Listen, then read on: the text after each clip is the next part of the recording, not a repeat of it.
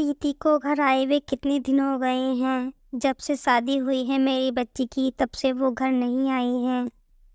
कह तो तुम ठीक रही हो, लेकिन हम क्या करें। हम प्रीति को अपने घर ज्यादा बुलाएंगे तो प्रीति के ससुराल वाले बातें बनाएंगे। चलो फिर प्रीति के घर चलते हैं, वहाँ सब लोगों से मिल भी आएंगे और अपनी बेटी प्रीति को भी देख लेंगे। प्रीति की माँ, तुम्हारी बात ठीक है, लेकिन हम प्रीति के घर खाली हाथ तो नहीं जा सकते ना। बेटी का घर है, थोड़े बहुत तो पैसे होने चाहिए पास में, नहीं तो बाद में ससुराल वाले अपनी बेटी को सुनाएंगे। प्रीति के माँ बाप बहुत गरीब थे। उनके पास पैसे न होने की वजह से वो प्रीति के घर जाने का कैंसिल कर देते हैं और प्रीति के आने का इंतज़ार करने लगते हैं।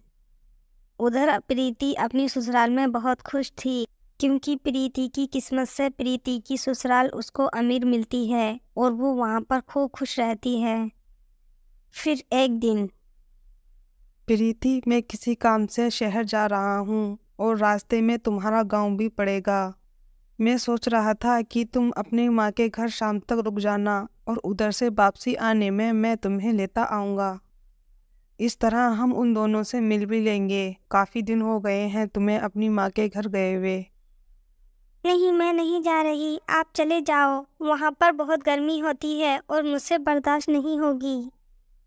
प्रीति, तुम कैसी बात कर रही हो? वो तुम्हारा घर है, अभी तक तुम उसी घर में रही थी।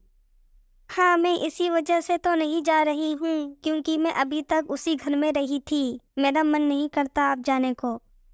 ठीक है, जैसे तुम्हारी मर्जी। प्रीति मना कर देती है और रमन अपने काम पर चला जाता है। रमन को बिजनेस में बहुत घाटा हो जाता है, जिसकी वजह से उसकी कंपनी बहुत घाटे में चली जाती है। रमन बहुत कोशिश करता है कि वो अपने काम को फिर से शुरू करे, लेकिन इसके लिए पैसे चाहिए थे और रमन के पास कोई पैसा नहीं था। रमन वहाँ से वापसी में सोचता है क्यों ना मैं प्रीति के माँ बाप से मिल आऊँ। प्रीति तो अपने माँ बापों से मिलना नहीं चाहती, क्यों ना मैं मिलता चलूँ, मुझे देखकर वो खुश हो जाएंगे। रमन प्रीति के घर आ जाता है। रमन, प्रीति नहीं आई। हमें प्रीति को देखने का बहुत मन कर रहा था, प्रीति को भी ले आते। दरअसल माँ जी, मैं किसी काम से शहर गया था, इसी वजह से मैं प्रीति को नहीं लेके आया, लेकिन किसी दिन मैं तुमसे प्रीति को मिलवाने ले आऊँगा।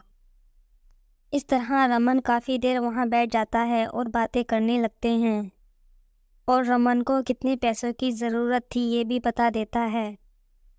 रमन की परेशानी सुनकर प्रीति के पिता सुंदरलाल रमन को 5 लाख रुपए देने का वादा कर लेते हैं और रमन का काम चला देते हैं। तुमने 5 लाख रुपए देने का वादा तो कर लिया है, लेकिन तुम 5 लाख रुपए कहाँ से दोगे?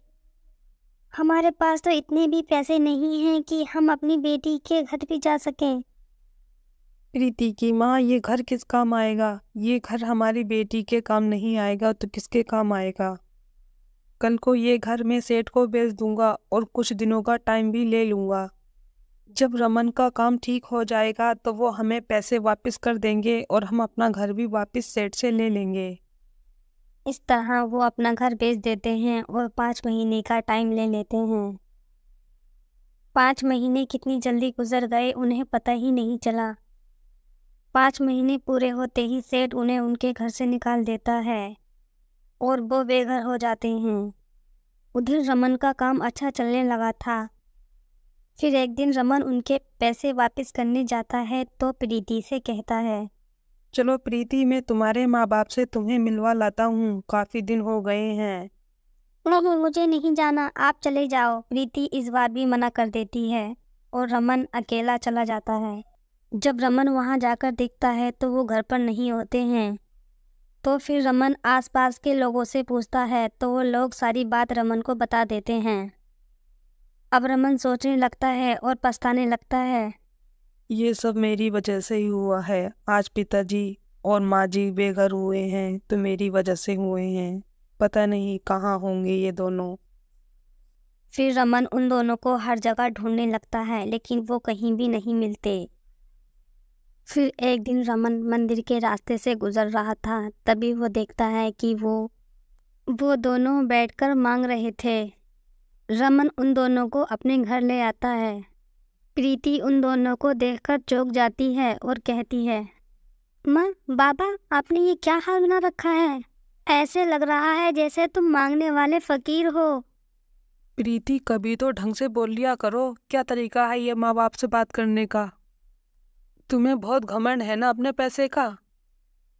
आज जो तुम पैसे वाली बनी हुई हो ना, वो भी इन्हीं की वजह से बनी हुई हो। 5 महीने पहले मेरी कंपनी घाटे में जा रही थी, तो मुझे बाबूजी ने 5 लाख रुपए दिए थे, जिसकी वजह से आज मेरी कंपनी अच्छी है। और आज हम जो कंपनी के मालिक हैं वो इन्हीं की वजह से है, नहीं तो हम कब के फकीर बन गए होते। ये बात सुनकर प्रीति को बहुत अफसोस होता है और प्रीति माफ़ी मांगने लगती है। माँ, बाबूजी, मुझे माफ़ कर दो। मेरे आंखों पे अमीरी की पट्टी बन गई थी। इस तरह प्रीति माफ़ी मांग लेती है और वो सब एक साथ रहने लगते हैं। बाबूजी, आपसे तुम कहीं नहीं जाओगे, यहीं रहोगे मेरे घर और मेरे साथ। ठीक है बेटा। वो सब मिलकर एक साथ रहने लगते हैं।